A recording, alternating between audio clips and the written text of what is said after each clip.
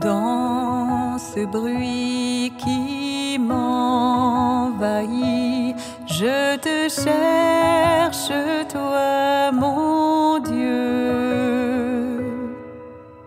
Je te prie et me confie, je me tourne vers les cieux.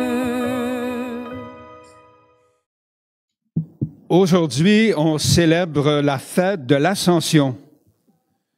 Le mot « ascension » est un mot encore utilisé aujourd'hui dans plusieurs domaines d'activité. Par exemple, dans le domaine sportif, il y a un grand sportif qui est passé par le Québec, le Messi, pas le Messi, hein? Alors, lui, il a fait toute une ascension, il a gagné, il gagne tout le temps je sais pas si c'est des trophées en tout cas, ou des médailles. Alors, on dit aussi que quelqu'un fait une ascension, des sportifs, comme l'Everest. Hein? C'est vraiment un sommet là où tout le monde veut aller, en tout cas pas moi, mais beaucoup de monde. On dit aussi de quelqu'un qui monte dans l'échelle sociale ou qu'il fait une ascension politique. Bon, des fois, ils font des ascensions politiques, mais ils redescendent pas mal vite. Quel que soit le type d'ascension, cela demande beaucoup d'énergie physique, mentale ou émotionnelle. Et quand on arrive à se surpasser, c'est aussi grâce à d'autres personnes. L'alpiniste qui s'aventure dans l'Himalaya a besoin d'un guide expérimenté. Hein? On les appelle les Sherpas, des gens qui sont nés là, puis ils sont capables, ils ont le sang pour pouvoir endurer un manque d'oxygène. Même chose pour n'importe quelle ascension, on a besoin des autres, des proches ou des amis qui nous poussent ou nous soutiennent. Mais quand on parle de l'ascension de Jésus, il faut se rappeler qu'il a d'abord commencé par descendre. Et il est descendu de haut. Dans le credo de Nicée-Constantinople, on dit qu'il descendit du ciel d'auprès du Père, qu'il a pris chair de la Vierge Marie. Tiens, c'est la fête des mères. On va aussi associer Marie à la fête des mères. Hein? Et s'est fait homme, il s'est fait un humain. Il était haut, il est descendu. On pourrait dire qu'il est descendu de la sphère de Dieu pour entrer dans la sphère du monde créé, de la société humaine. Et ensuite, comme nous l'affirmons dans le credo, il s'est mis dans la peau de l'être humain au plus bas de l'échelle sociale, celle du condamné, honteusement exécuté en public, crucifié.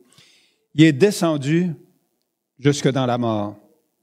C'est le plus bas que le Fils de Dieu pouvait aller parmi les morts.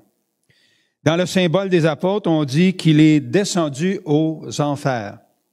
Infernum en latin, aux enfers. Et c'est là, au fond du fond, que commence son ascension.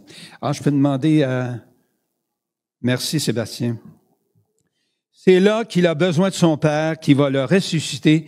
Et c'est aussi là que Jésus, premier-né d'entre les morts, ressuscite tous ceux et celles qui sont morts pour les faire monter. C'est là que l'humanité, vouée à la mort, a besoin de l'aide du Fils de Dieu, descendu aux enfers, pour nous sortir de la gueule de la mort. Les chrétiens orientaux, et vous avez là une icône, ont représenté dans une icône cette scène où Jésus ressuscité tire vigoureusement Adam et Ève de la prison de la mort pour les élever avec lui dans sa nouvelle vie. Moi, j'aime beaucoup cette icône. L'autre avant, celle-là. Alors, vous remarquez, il est tout en blanc, il est rempli de lumière. Hein? Et il tire Adam, le vieil Adam et la vieille Ève, pour les rajeunir. Et c'est Adam et Ève, finalement, c'est toute l'humanité qui est représentée. Alors, avec Jésus vivant, nous sommes appelés par lui et avec lui à monter auprès du Père. C'est bien ce que nous espérons quand nous proclamons dans le credo « Je crois en la résurrection de la chair et à la vie éternelle ». Dans une autre icône, Sébastien, si tu veux passer à la deuxième.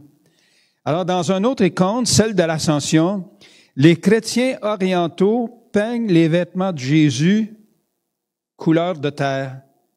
Avez-vous remarqué, c'est comme si entre le fond du fond, où il était lumière, tout à coup, c'est couleur de terre. Alors, pourquoi tout à coup, celui qui a médité l'icône avant de la peindre, il l'a mis?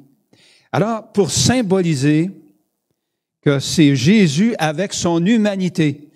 Hein, au mercredi décembre, on a dit, souviens-toi que tu es poussière et que tu retournes en poussière. Souviens-toi que tu es glaise. Souviens-toi que tu es argile. Alors, c'est le Jésus fait d'argile, le Jésus humain, homme, qui monte dans la sphère de Dieu pour s'asseoir à la droite du Père. Je ne sais pas, parmi les plus vieux d'entre nous, vous souvenez-vous d'une annonce de la soupe habitant? C'était quoi le slogan qui disait? Il y a un peu de nous autres là-dedans. Bon, c'était ça, moi je l'ai retenu. Mais j'aime mieux penser que dans cette icône-là, il y a un peu de nous autres. Parce que Jésus, il est comme nous autres. Alors, il y a un peu de nous autres qui monte au ciel. Alors, quand on proclame que Jésus est assis à la droite du Père, on pourrait dire que Jésus a fait son ascension politique aussi. Mais la politique du Messie, pas écrit comme le Messie sportif. Lui que Pilate avait relégué au dernier rang est devenu celui qui règne maintenant sur la terre comme au ciel. Lui qui était dans la position de l'accusé est maintenant dans celle du juge. Il viendra juger les vivants et les morts, dit encore le credo. L'ascension marque la fin des 40 jours de la présence de Jésus ressuscité auprès de ses disciples, comme on l'a vu dans les lectures. Le chiffre 40 revient à plusieurs reprises dans la Bible. D'ailleurs, Israël, les Hébreux, le pays hébreu, Netanyahou voulait avoir une trêve de 40 jours parce que c'est encore symbolique, c'est biblique et on le retrouve encore aujourd'hui dans l'actualité. Bon, ça va mal quand même, puis ça nous désole. Alors, le 40 jours, c'est le temps où les Hébreux ont vécu dans le désert, comme les 40 jours que Moïse a passés en présence de Dieu sur le Sinaï, les 40 jours de Jésus au désert. Alors, le chiffre 40, ça veut dire une période de temps qui commence et qui termine, une période complète. 40 dans la Bible a donc une valeur symbolique. C'est la durée complète d'une période vécue avec Dieu. Alors, quand Jésus monte au ciel, après 40 jours d'apparition, c'est qu'il a complété, pourrait-on dire, la formation de ses disciples. Il a comme fait une dernière formation avec eux. Et s'il part, c'est pas parce que le travail d'annoncer la bonne nouvelle à toute l'humanité est fini.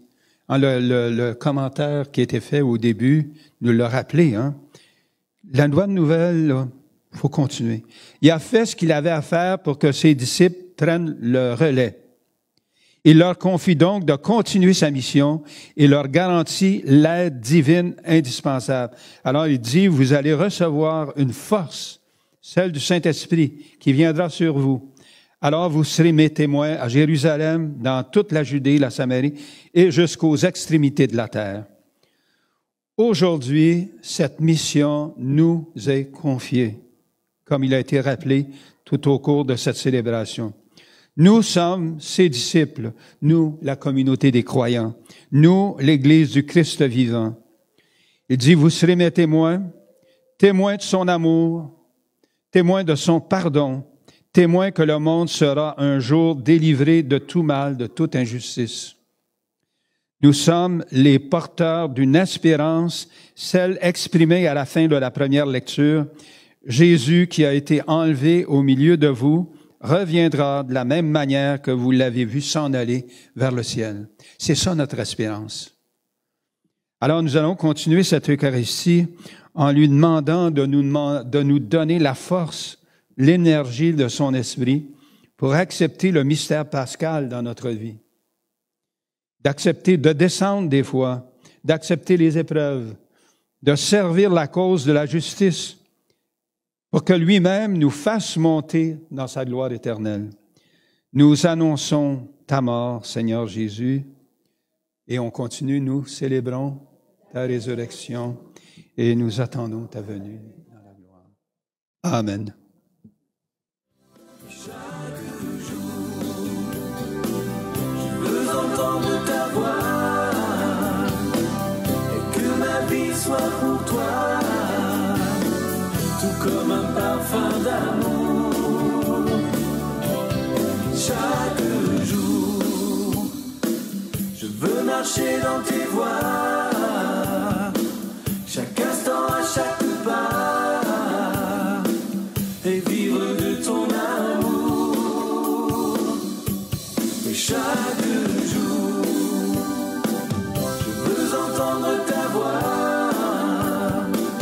et que ma vie soit pour toi, tout comme un parfum d'amour, que je répands chaque jour. Je veux marcher dans tes voies,